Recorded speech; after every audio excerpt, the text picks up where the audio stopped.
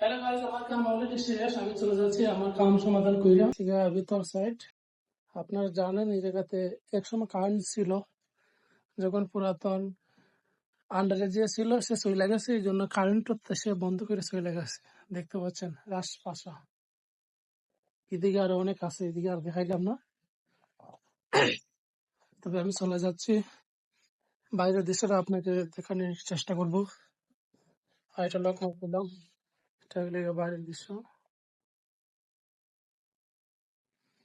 আর আমি কোথায় আছি আপনাদেরকে দেখানোর জন্য চেষ্টা করব। দেখেন অসাধারণ রাজপাশা, মানুষ নাই 3 বছর ধরে, একটা মানুষ নাই। 1 বছর আগে ক্লিন করে গেছিলাম, একটা ফুকো ভিতরে আগে ঢুকছে না। শেষ সময় লক মারিয়ে দিলাম। আর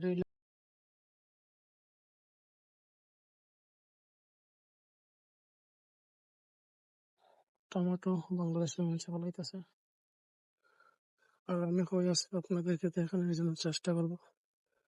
এই দিন লোকেশন দেখছেন আমি কোথায় আছি। ও এটা হচ্ছে কুয়েত। লক বন্ধ করে গেছি।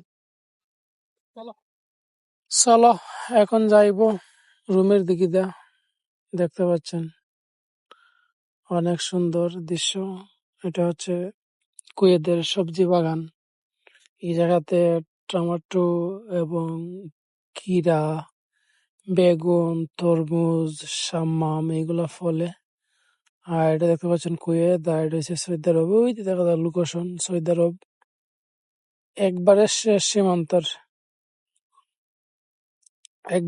সীমান্তর, চলে যাচ্ছিলাম কুয়েতের আর সৌদি আরবের।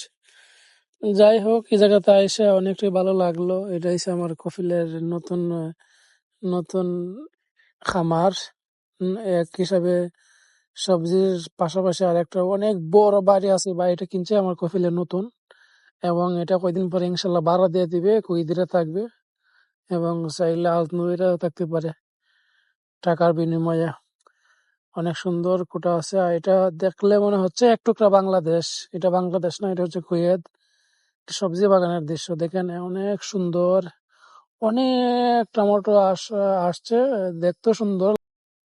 অনেক টমেটো আসছে এবং দেখতেও সুন্দরও লাগে। আর এগুলা তরতাজা, মানে গাছ থেকে ফাইডা বাজারে এনে বিক্রি করে। কোনো ফরমালিন নাই, কোনো কিছু নাই। নিঃসন্দেহে আপনারা খাইতে পারেন এগুলা। এটা হচ্ছে কুয়েতের দৃশ্য, অনেক সুন্দর।